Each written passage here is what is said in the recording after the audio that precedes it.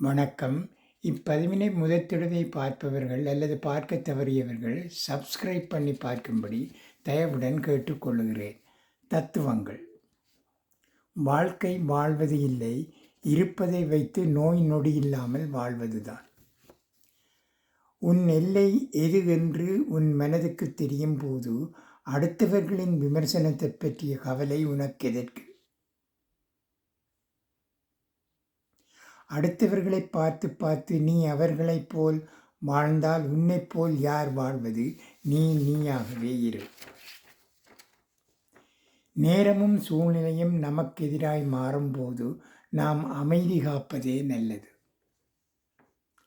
நம்பிக்கையும் மன உறுதியும் கொண்டவரை யாராலும் வீழ்த்த முடியாது.